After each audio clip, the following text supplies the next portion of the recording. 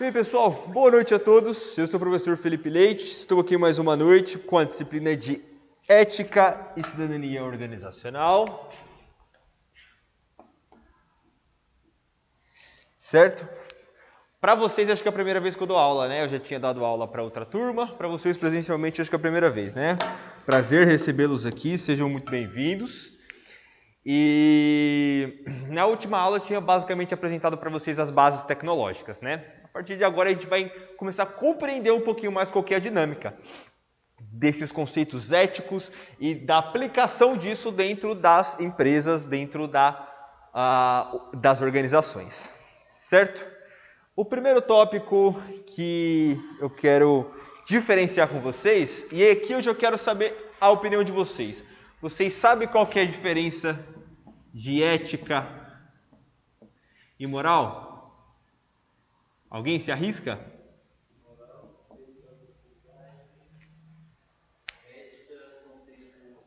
Pessoal, prestou atenção na última aula. Boa, garoto.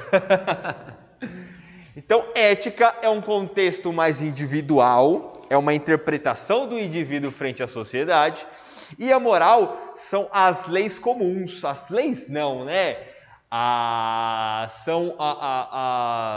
Como é que eu posso? As regras sociais de convívio estão dentro da moral, tá bom? Então, sempre é importante reforçar que a ética é uma interpretação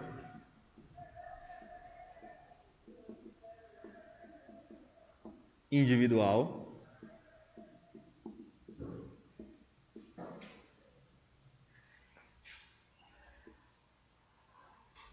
e a moral seria como um consenso coletivo.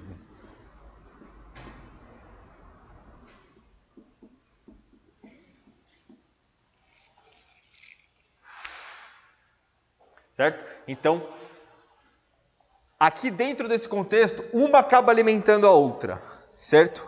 A moral, dela surgiu do convívio social, das pessoas vivendo em lugares comuns, né?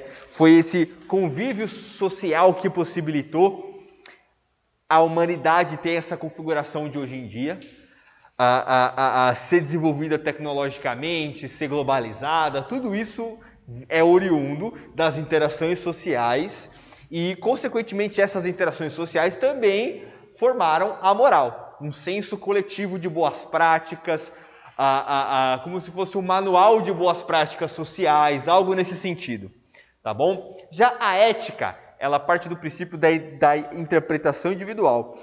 Então, sempre que o indivíduo ele cresce sob uma ordem moral, sobre um conjunto de leis sociais, aquele indivíduo tem a própria interpretação, ele tem a própria reflexão frente ao mundo que ele está envolto, frente às vivências dele, e, consequentemente, algumas coisas ele concorda, outras coisas ele não concorda. Esse já é o senso ético. Certo? Dentro dessa aula também, nós vamos falar um pouquinho de limites.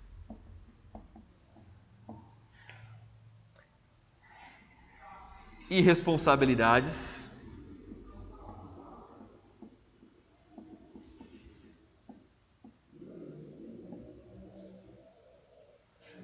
Nas condutas sociais.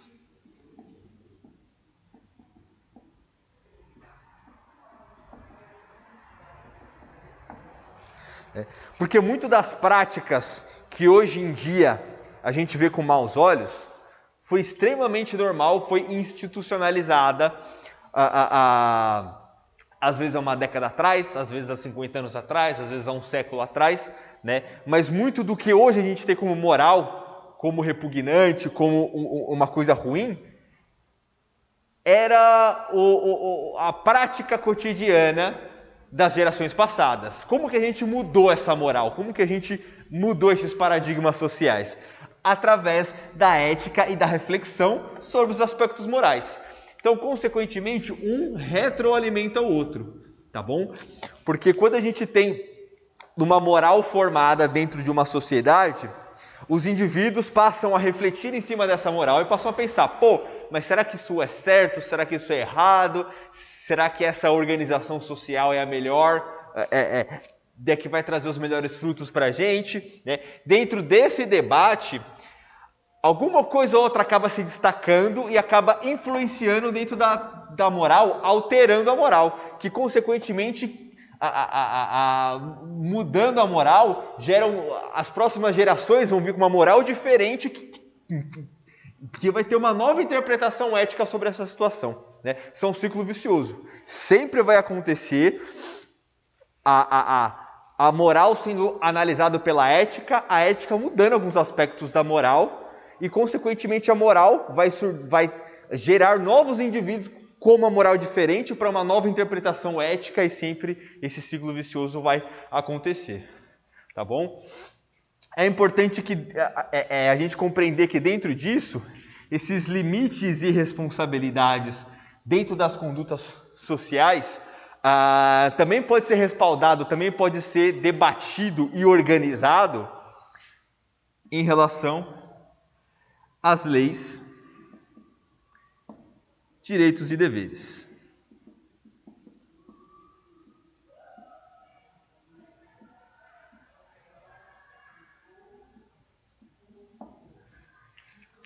E isso aqui pode ser lei, pode ser explícito, pode estar escrito, certo?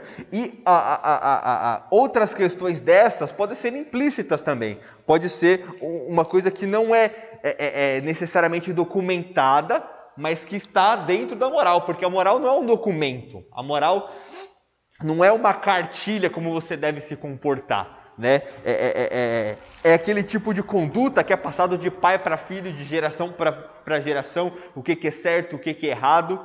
Né? Então, dentro da moral, estão os valores da sociedade. Tá? E é normal essa moral mudar. Não existe uma única moral de todos os seres humanos, né? É claro que alguns aspectos morais eles podem ser comuns a todos os seres humanos, né? Mas boa parte desses aspectos morais eles mudam de sociedade para sociedade, de família para família, de grupo para grupo, né?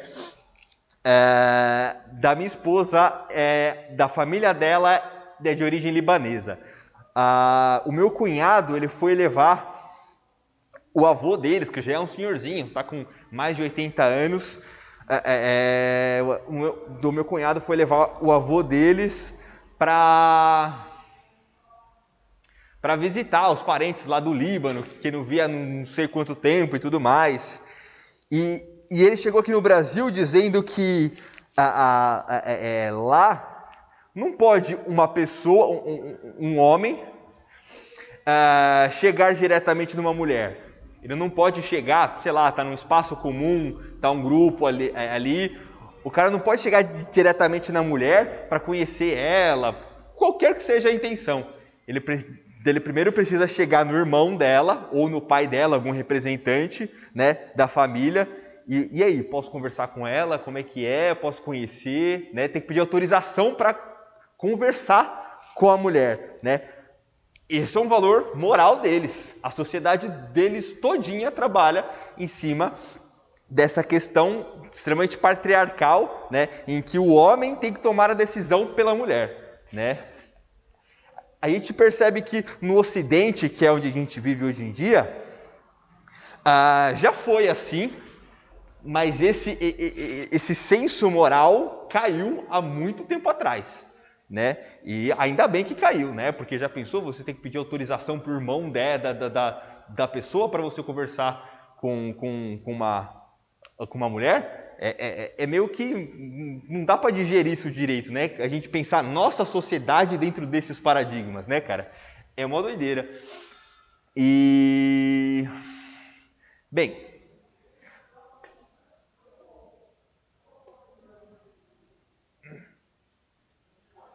Destrinchando um pouquinho esse conceito de moral, para a gente compreender um pouquinho melhor,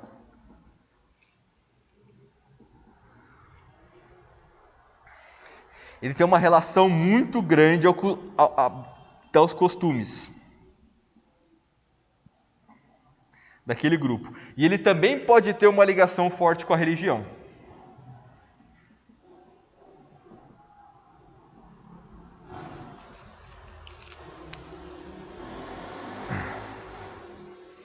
Então, é muito comum a gente observar famílias que são desenvolvidas em torno de uma religião, ela praticar estritamente aquele código moral daquela religião, independente de qual seja seja evangélico, seja católico, seja umbandista, qualquer que seja.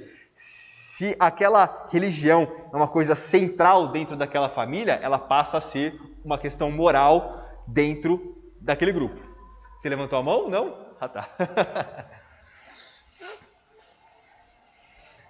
É uma espécie de acordo social.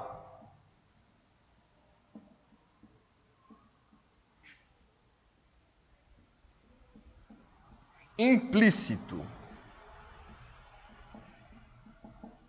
O que isso quer dizer? Que não está no papel. Você vai desenvolvendo isso com as suas interações sociais ao longo da sua vida e chega num determinado ponto da sua maturidade que você sabe onde você pode pisar, onde você não pode, quais são as práticas que são bem vistas pelo grupo, né? Com o objetivo de orientar o comportamento humano.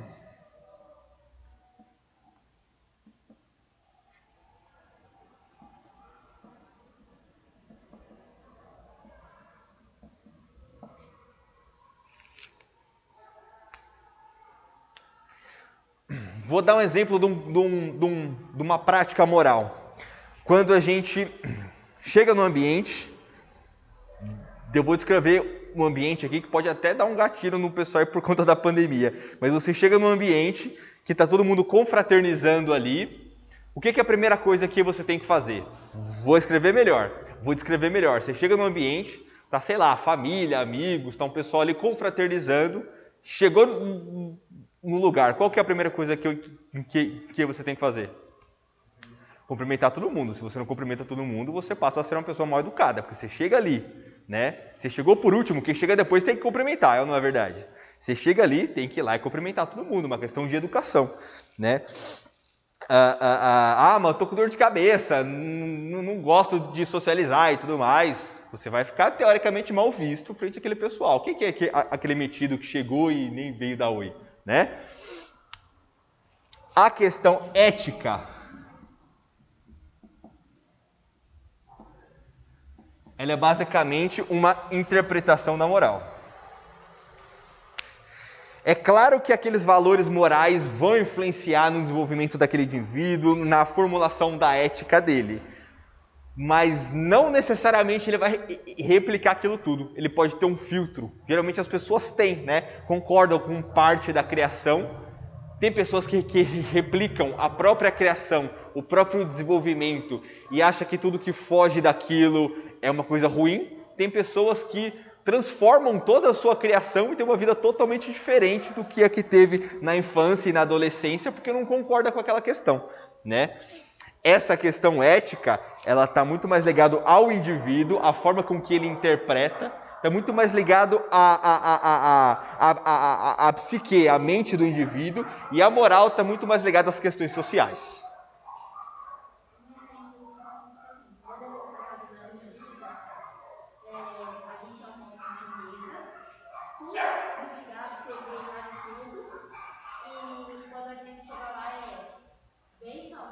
Sim.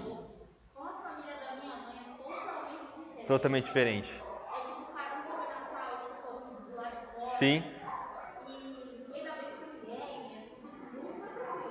Sim. Tem toda uma diferença. Sim. Tanto é que a minha amiga, ela é evangélica. Aham. Na casa dela, os filhos dele, uma casando e a outra lá no Rio. Sim. Eu acho que tá tudo relacionado assim, com certeza. De ter uma experiência engraçada na casa da minha sogra. Na casa da minha sogra, deles também são um pouco mais tradicionalistas, então você tem que sentar na mesa, todo mundo comer ao mesmo tempo, tem que pedir licença para levantar da mesa, não pode ter TV ligada, tudo mais, né? E eu tenho uma sobrinha que tem uns 2 anos de idade. E ela não consegue entender muito bem que ela precisa ter um comportamento dentro da casa da avó, e pode ter um comportamento na casa da outra avó, pode ter um outro comportamento dentro da própria casa dela.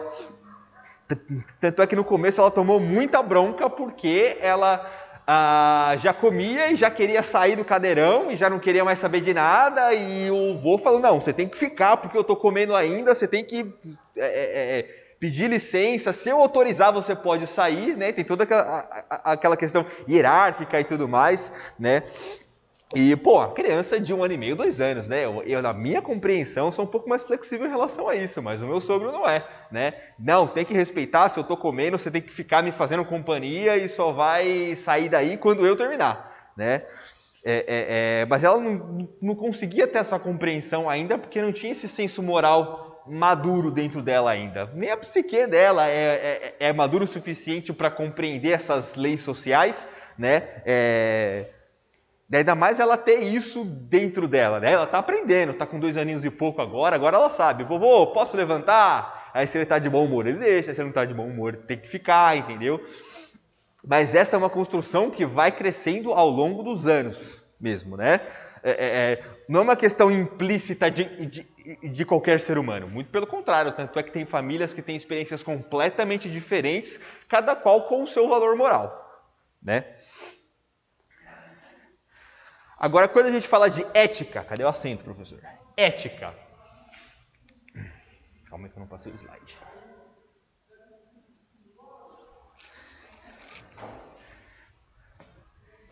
A gente fala um pouco mais de princípios individuais.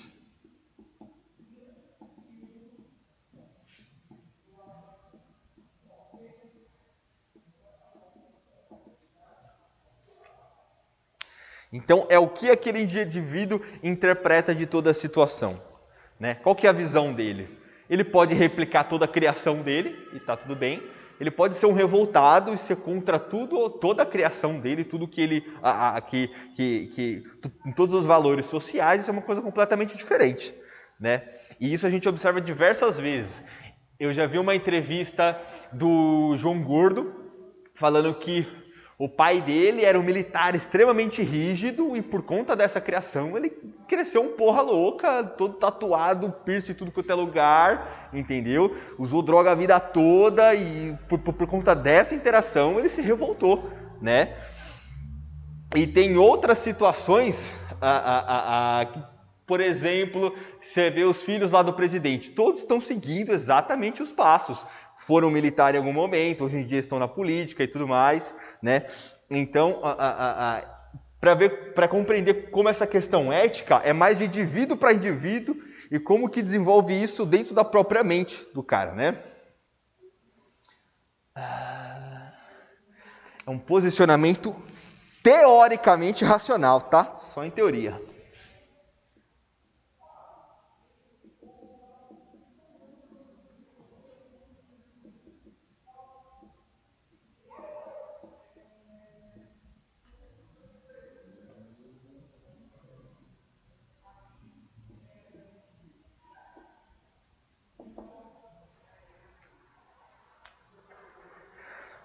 Por que teoricamente, professor? Porque tem muitas pessoas que trabalham no automático. A gente vai ver um pouquinho até de psicologia durante essa aula para compreender como é que funciona isso. Mas tem muita pessoa que funciona no automático, tem muita pessoa que contesta tudo que está em volta dela, e isso vai de cada indivíduo mesmo, de cada postura, né?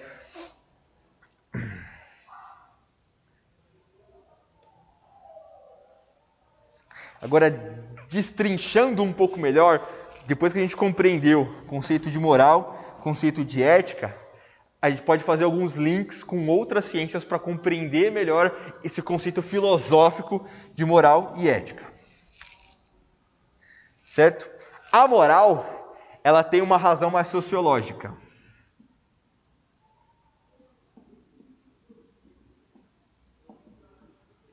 Das interações sociais.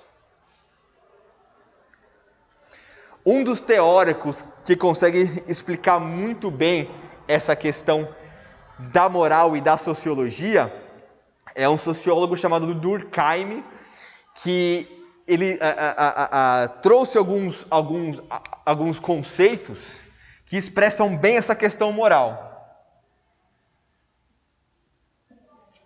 Que é o fato social,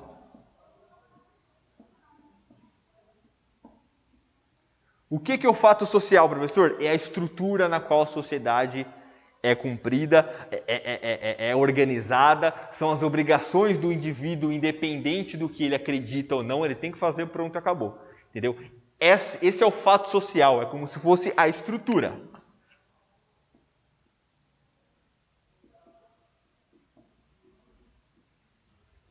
É a estrutura da sociedade. E desse fato social gera a coerção social.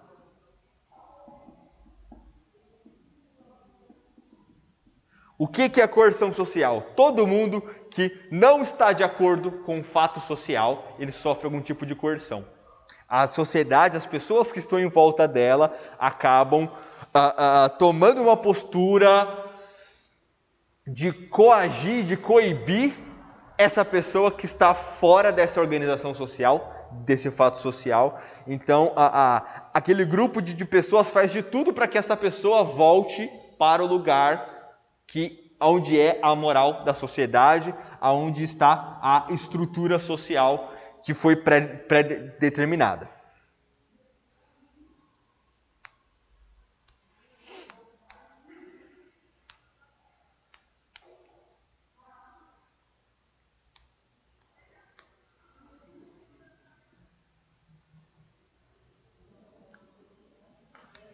Já quando a gente fala de ética, a ética está mais ligado à psique humana, ao indivíduo. Para compreender um pouquinho melhor a ética, eu acho interessante a gente compreender um pouquinho o estudo que Freud fez quando ele tentou compreender como é que a mente humana funcionava. E dentro desse estudo,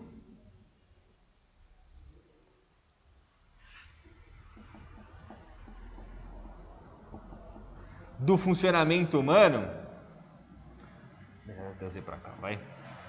Ele segmentou a mente humana em 3 esferas, que é o id,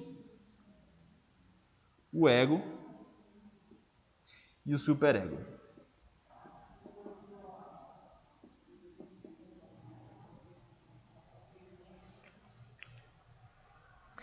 O id, ele é a fração da mente humana que é responsável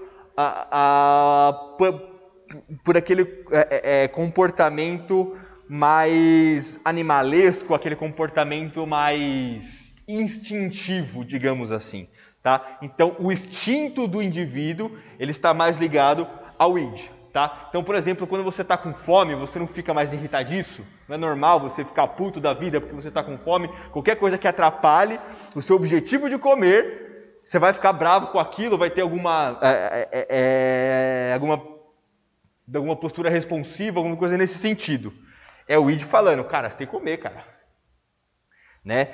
Muito disso é cunhado, inclusive, dentro da psicologia evolutiva. Então, há centenas de milhares de anos, os seres humanos já vêm norteando esse comportamento mais instintivo.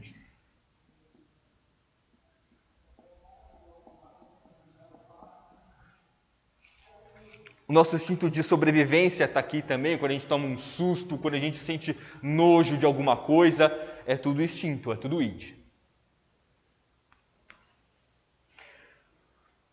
Quando a gente fala de ego, o ego está mais ligado a uma interpretação do indivíduo, está mais ligado a como que ele interage com aquele cenário, com todos os fatores dentro daquela questão.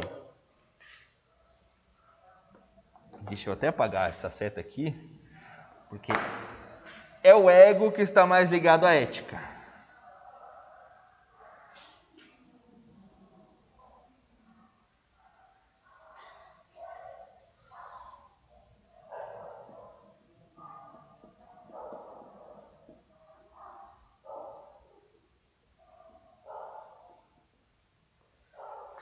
O ego é o cara que vai intermediar essa questão mais instintiva. É o cara que... o ego é a parte do cérebro que vai meio que pô, eu tô puto porque eu não comi, mas eu não posso brigar com as outras pessoas porque eu não comi, porque isso seria idiota da minha parte. As outras pessoas não têm culpa porque eu não consegui comer ainda, né? Algo nesse sentido assim, tá? Então, o ego é uma ponderação entre todos os cenários que são apresentados para o indivíduo. E o superego, ele está mais ligado ao subconsciente.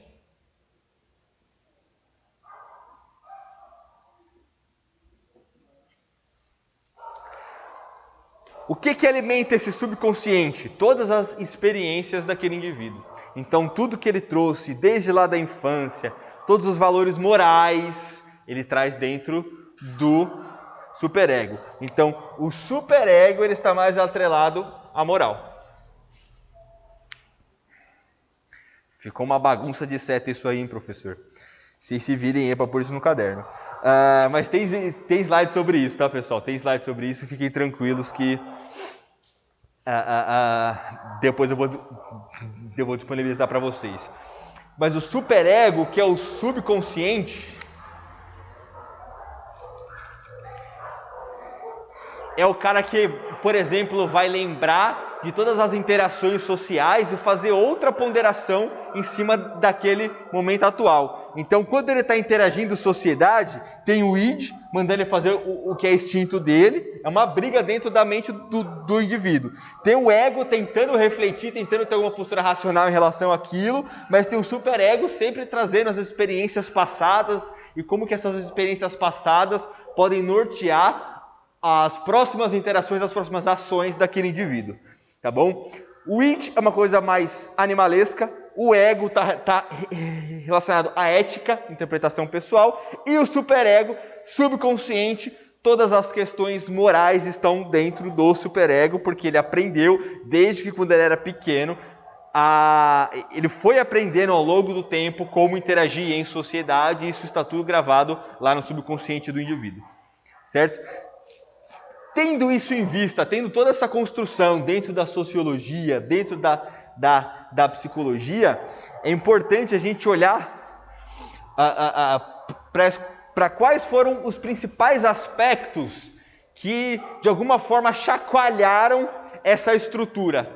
Durante a história, a gente pode ver alguns momentos, algumas situações, algumas questões-chave que impactaram muito forte dentro dessas condições morais e éticas e que acabaram mudando isso com uma certa rapidez, com uma certa agilidade. Claro que não foi do dia para a noite, mas existem alguns fatos dentro da história que realmente chacoalharam esses conceitos morais e éticos mais rápidos do que o normal.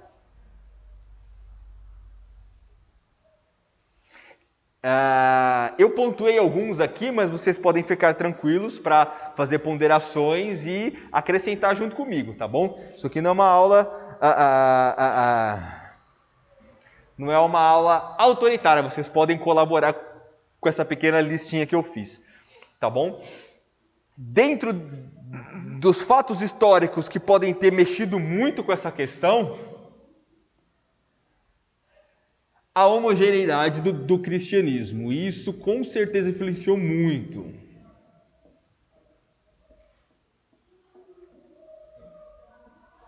Falando mais da questão do Ocidente, tá, pessoal? Que está mais de acordo com a nossa realidade, né?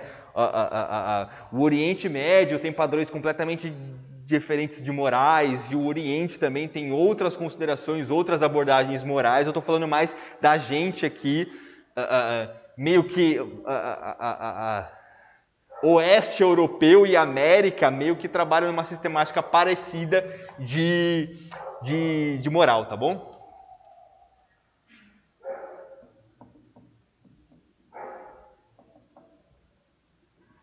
Inclusive, por boa parte do período histórico, o cristianismo foi o Estado, né? A religião e o Estado andaram de mãos juntas. Foi um período em que a moral cristã se institucionalizou. A moral cristã virou lei dentro desse período, né? Então, por isso que eu falo que é muito impactante para essa construção ética e moral, quando você torna lei alguma questão religiosa, você consequentemente passa a ter o Estado coibindo quem não interage de acordo com a moral daquela religião, né? E isso teve um impacto muito grande dentro da construção moral da nossa sociedade.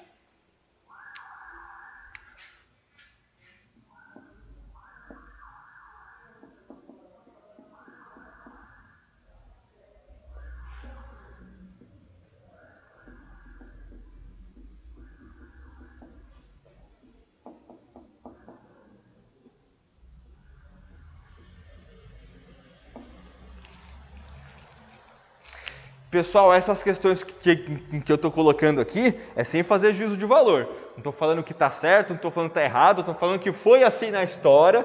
O juízo de valor a gente vai deixar para o último aspecto, tá bom? O iluminismo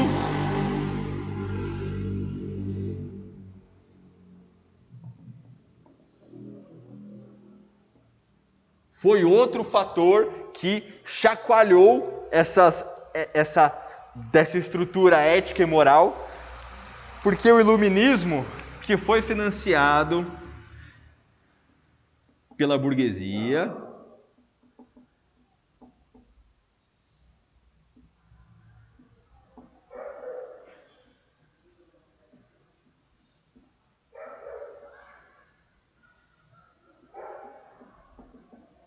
lá na França, né? Começou lá na França esse movimento. O que foi o iluminismo?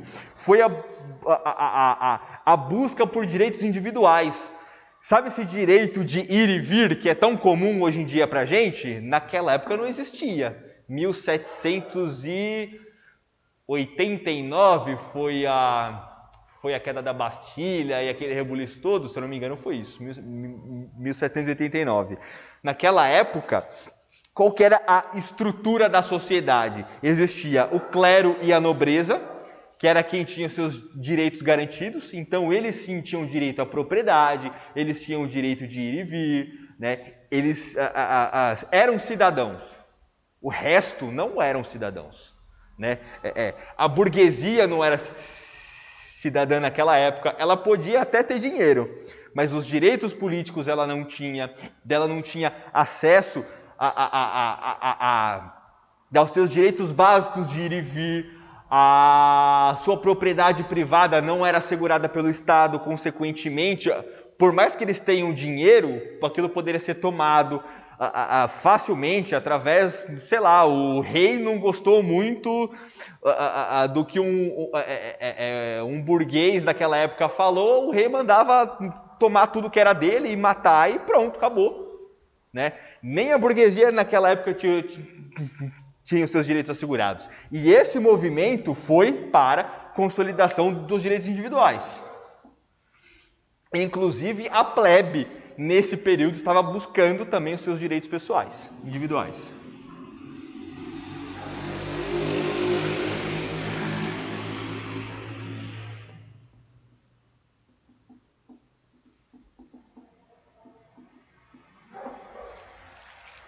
Esse conceito de que todo mundo é igual perante a lei surgiu aqui, nessa época, tá?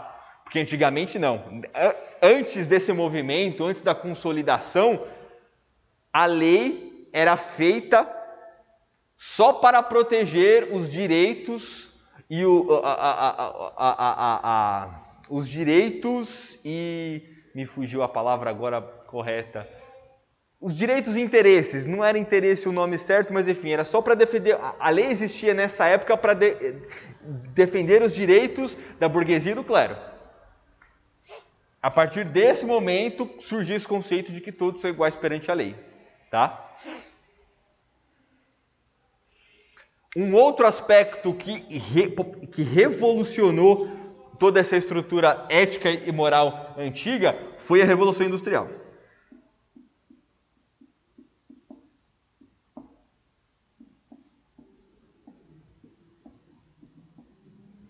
Onde os centros urbanos deixaram onde os centros urbanos surgiram como um grande aglomerado de pessoas, né? houve todo aquele êxodo rural, toda a galera que trabalhava na roça, plantando e criando bicho e tudo mais, migrou para a cidade em busca de uma vida teoricamente melhor. Eles encontraram uma vida melhor? Com certeza não, mas eles buscavam isso, eles buscavam empregos e aquilo gerou uma aglomeração de pessoas gigantesca, né? E dentro desse período em específico, pessoas que antigamente trabalhavam no campo, criando animais, e acordavam cedo e tinham uma rotina específica, passaram a trabalhar em indústria por 14, 12, 16 horas por dia. Muita gente morava dentro da própria indústria, porque era mais barato morar dentro da indústria do que alugar um cortiço, né?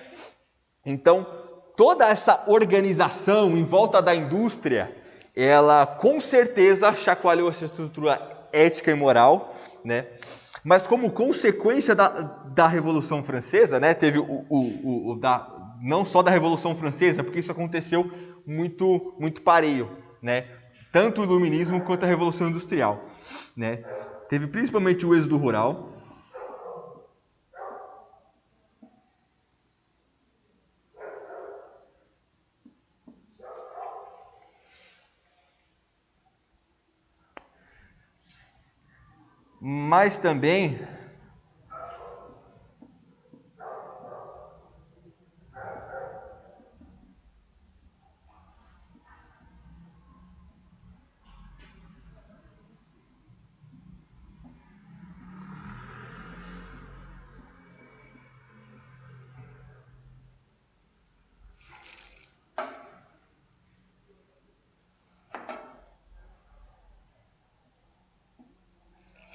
Mas também aumentou o acesso aos bens de consumo. O que antigamente era só um artesão para fazer um tênis, veio uma indústria, escalou a produção desse tênis e o tênis começou a ficar mais barato.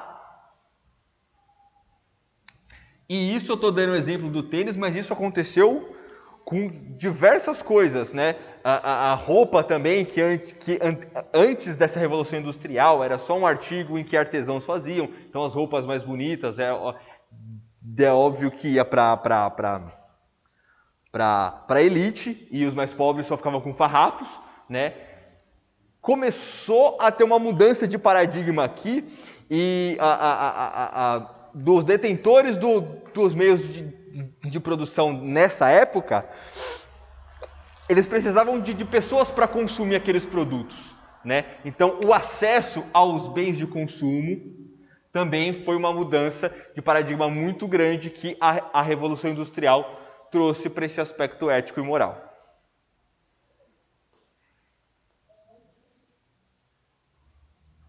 E agora o último, aí esse sim eu acho interessante a gente fazer um juízo de valor, fazer uma boa reflexão, tá?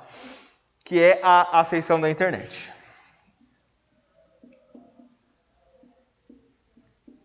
Isso aqui chacoalhou essas estruturas e está chacoalhando, e a gente não sabe se algum dia vai parar de chacoalhar essas estruturas éticas e morais da sociedade.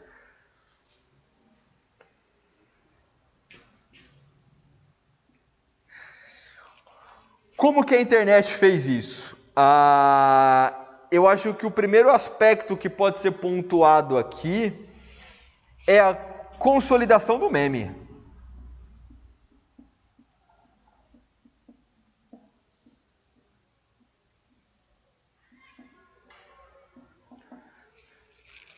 Mas como assim, professor? A consolidação da piada? Não é bem assim.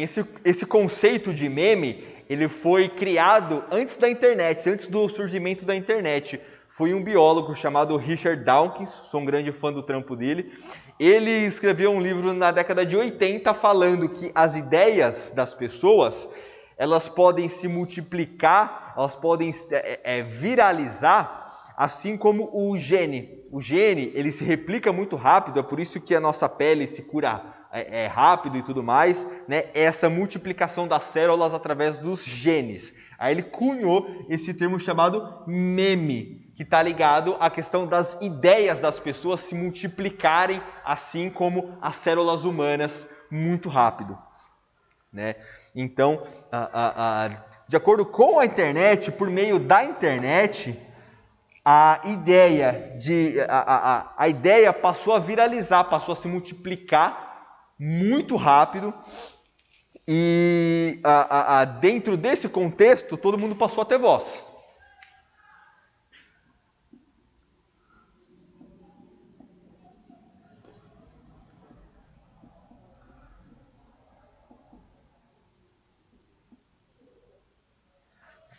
Surgiu também a democratização da produção de conteúdo.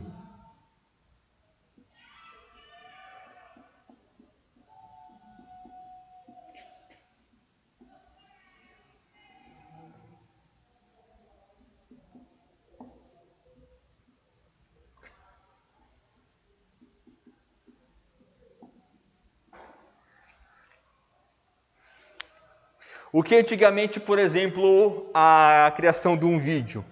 Antigamente você precisava de uma estrutura gigantesca, muitas câmeras, de uma estrutura, precisava para a produção, por exemplo, de uma novela, atores e cenário e figurino. Hoje em dia, com a câmera de celular e uma boa criatividade, você consegue fazer ótimas produções de conteúdo, né? Isso democratizou muito. Antigamente, só quem tinha acesso a essa produção de conteúdo, essa comunicação, eram os grandes meios de produção, né? Só quem tinha voz era quem tinha um bom relacionamento e quem estava por dentro das grandes mídias e tudo mais. Hoje em dia,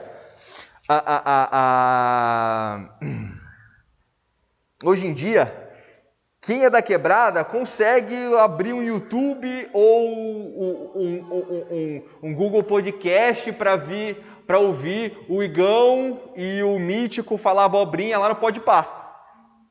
Coisa que não existia até pouco tempo atrás. Essa popularização da criação de conteúdo é muito recente e, na minha concepção, ela é muito positiva, cara. É muito bom para a gente poder ter esse canal da onde, independente de onde você seja, você tem a voz, você consegue ouvir os seus pares, os seus próximos, né? E isso também revolucionou esse aspecto ético e moral. Eu lembro que quando eu era pivete, eu sempre via novela lá com a minha mãe e todas as novelas se passavam em mansões com carrões e tudo mais, né? E eu me perguntava, será que todo mundo vive assim? Só eu que vivo diferente, né? E a gente percebe que hoje em dia as pessoas têm uma familiaridade maior com seus produtores de conteúdo, com as pessoas que vocês gostam, que acompanham e tudo mais, entendeu? Então, é uma mudança de paradigma muito grande, você deixar de consumir uma cultura que era produzido só por quem tinha muito dinheiro, muitas vezes só para quem tinha muito dinheiro, e hoje em dia, qualquer pessoa no fundo de quintal pode criar conteúdo e comunicar com milhões de pessoas, e criando uma familiaridade diferente, né? Criando um senso de comunidade, criando uma afinidade diferente com o seu público, né? Eu acho isso muito foda, mas tem diversos contrapontos em relação a isso também, né? Não dá para falar que a internet é só flores, né? Eu não sei vocês, mas eu não consigo ficar no Twitter nem 5 minutos, cara. Aquela rede social é doideira, cara. Não consigo ficar nem 5 minutos no Twitter, cara. Não dá, cara. Hã? Cara,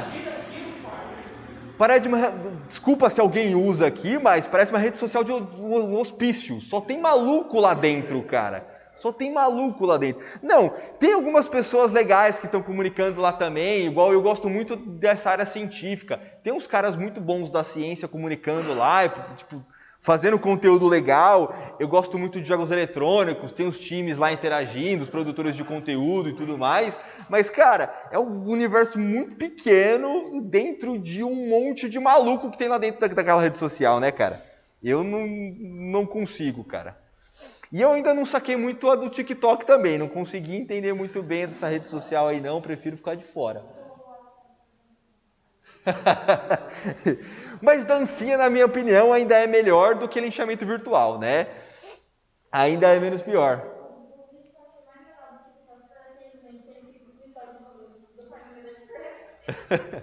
Cara, semestre passado a gente fez um projeto aqui com o TikTok. Os alunos tiveram que produzir conteúdo no TikTok explicando o conteúdo da sala de aula, né? Era uma tentativa de tentar trazer um pouquinho desse lado corporativo. As marcas estão utilizando cada vez mais essas redes sociais da moda, né? Então era tentando trazer algo um pouco mais prático para essa coisa mais moderna da utilização das redes sociais dentro dos conceitos aprendidos em sala de aula. Foi super da hora o projeto. Depois vocês pedem para a Karina. Eu acho que a Karina deve ter esse conteúdo, link, alguma coisa nesse sentido para vocês darem uma olhada. O pessoal fez uns videozinhos muito legais lá no TikTok explicando todos os conceitos dentro de sala de aula, cara. Muito legal, muito da hora. E deixa eu ver que horas são. Eu estou empolgado aqui e tudo mais. Pessoal, 27. Tchau para vocês. Eu estou empolgado falando aqui.